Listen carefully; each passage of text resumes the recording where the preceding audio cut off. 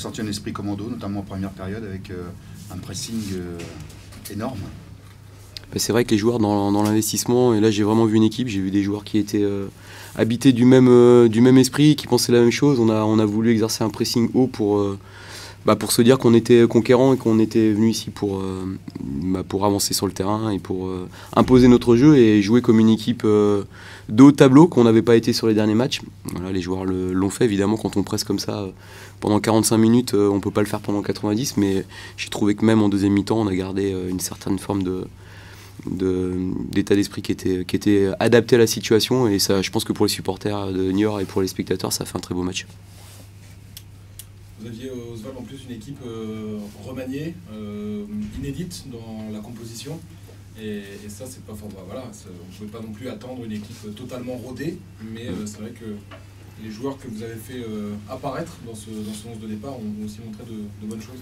Ouais, mais je répète depuis un moment qu'on a un groupe et que ce groupe-là, à un moment ou à un autre, ça doit nous servir. On a l'avantage d'avoir une profondeur de banc et d'avoir un centre de formation prolifique avec des jeunes joueurs qui sont de qualité. Donc il faut l'utiliser, il ne faut pas que ce soit juste des mots. Et ce soir, on a vu que les gens étaient dans le même projet, ceux qui avaient moins joué ces derniers temps, ceux qui jouaient plus. Et en première mi-temps, je crois qu'il nous a juste manqué un but parce que la copie dans l'aspect défensif et offensif était vraiment très bonne. Et on est malheureux parce que juste avant d'encaisser ce but, c'est nous qui avons une grosse occasion. Voilà, on a le mérite de réagir, et puis j'y vois comme aussi un petit clin d'œil, on marque sur un coup de pied arrêté qui n'était pas notre point fort. Donc toutes ces choses-là me donnent espoir qu'on va se rétablir et qu'on va aller vers des victoires. Ce nul est finalement logique ce soir? Il n'est pas illogique parce qu'en deuxième mi-temps, Fabien nous fait des arrêts, mais plutôt sur les situations de contre-attaque. On a joué contre une équipe qui nous a plutôt attendu et qui a joué comme si elle jouait à l'extérieur. L'équipe la plus entreprenante et celle qui avait envie d'assurer le tempo du match et de maîtriser le jeu, c'était plutôt nous. Alors évidemment, quand on s'expose et qu'on joue très haut comme ça, avec les arguments de vitesse qu'ils ont et le bon milieu de terrain qu'ils ont, ils ont su trouver des options dans la profondeur, mais les grosses occasions sont quand même pour nous, et on touche le montant, on a beaucoup de situations de centre, de décalage. Voilà, donc non, mais je crois que les deux équipes ont fait honneur au football ce soir, on avait un beau match. J'ai envie de te dire que sur l'ensemble du match, ça me semble plutôt logique, peut-être par rapport au nombre d'occasions de part et d'autre. Et si je te réponds ça, c'est que je pense qu'on a fait deux mi-temps finalement différentes. On a fait une première mi-temps où il nous a manqué du rythme, de la vitesse d'exécution, de la faculté à avoir plus vite, je pense, les joueurs qui étaient libres. Et du coup, on est tombé sur une première période où on avait du mal finalement à dépasser l'adversaire. On a presque marqué contre le cours du jeu, hein, faut être logique. Non pas qu'eux finalement ont eu beaucoup d'occasions sur la première période, mais tout simplement parce qu'ils avaient le ballon et qu'ils nous faisaient reculer. Donc on avait un bloc bas pour moi parce qu'on avait du mal à tenir le ballon. Donc bien évidemment qu'il y avait la déception de rentrer à la pause malgré ce que je viens de dire. Il y avait la déception de revenir finalement avec l'égalisation à la 45e. Et puis après on a fait une seconde mi-temps que j'ai trouvé de très bonne facture, parce que justement on a fait l'inverse, on a mis de la vitesse, on s'est retrouvé à l'intérieur du jeu, on a réussi à trouver de la largeur. Le gros regret qu'on peut avoir sur la seconde période, c'est pas avoir marqué sur nos temps forts, quoi, parce qu'on a eu finalement deux grosses situations où le gardien adverse a été très bon. Et voilà, donc oui, il y a énormément de regrets sur la deuxième période où on peut avoir le sentiment, du coup, si on ne retient que celle-ci, de laisser filer 2 points devant nous. Voilà, mais sur l'ensemble du match, ça me paraît un match nul logique. Le bloc bas de première mi-temps, c'est plus du fait du pressing du Havre et une volonté de Niort. Ouais, il y a eu deux choses. Il y a le fait, et c'est pas d'aujourd'hui, depuis quelques semaines, c'est ce qu'on nous propose. Il y a eu effectivement un bloc haut de l'adversaire qui nous a empêché finalement de trouver les premières relances que l'on peut rechercher.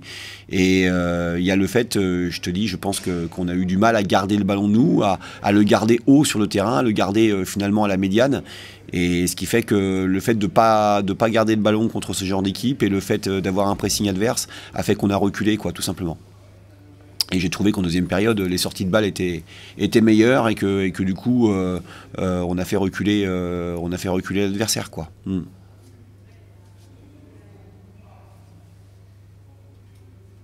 soir, on a l'impression que c'est un combat de gardien. Ouais, c'est vrai que les deux gardiens ont fait un très bon match.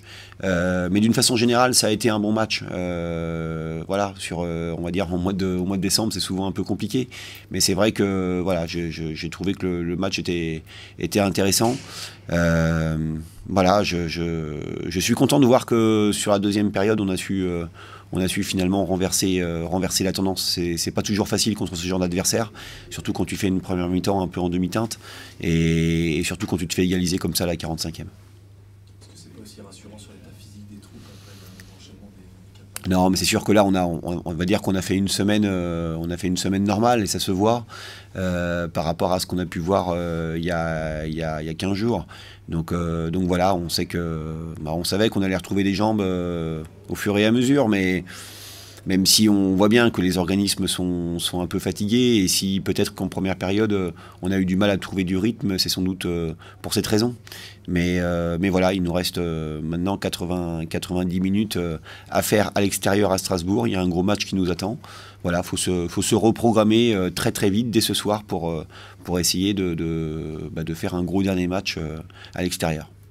Des nouvelles de Laurent Aguasi qu'on a vu sortir un peu? Non, ça a l'air d'aller, pas de problème. Non, pas de problème. C'était le dernier match à domicile cette année. Oui. Tu tires comme bilan, là, rester sur 2 buts ici. Non, bah écoute, on fera le bilan un peu plus tard, mais là tu m'en demandes beaucoup après un match. Mais non, écoute, on aurait voulu quitter 2016 à domicile sur une victoire. C'est évident qu'on savait la qualité adverse, mais sincèrement, on avait à cœur de vouloir gagner le dernier match de l'année à la maison. On voulait le gagner, donc il y a de la frustration, bien évidemment. Mais voilà, c'est comme ça. Je vous dis, je préfère retenir la très bonne deuxième mi-temps qu'on a pu proposer, quoi. 25 points après ce dernier match, vous auriez signé?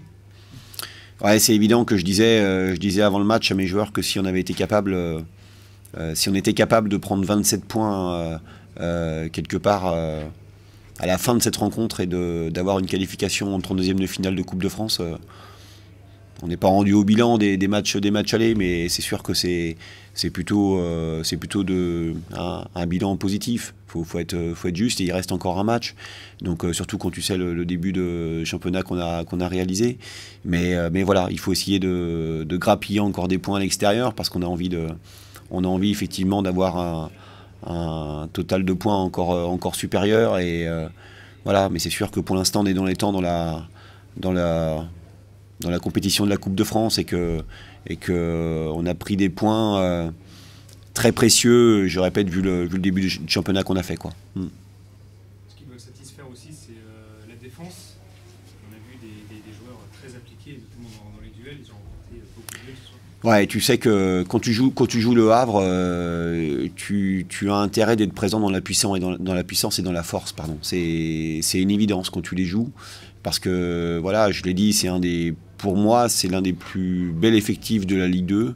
On l'a vu, hein, il y avait quand même un beau banc de touche ce soir en face, et des joueurs qui étaient absents, et voilà, et ils te proposent de la force, de la puissance, de la technicité, et c'est une équipe qui sera sans doute tout là-haut en fin de championnat, et il fallait qu'on rivalise en tout cas dans ce domaine-là, et on l'a plutôt bien fait défensivement, ouais.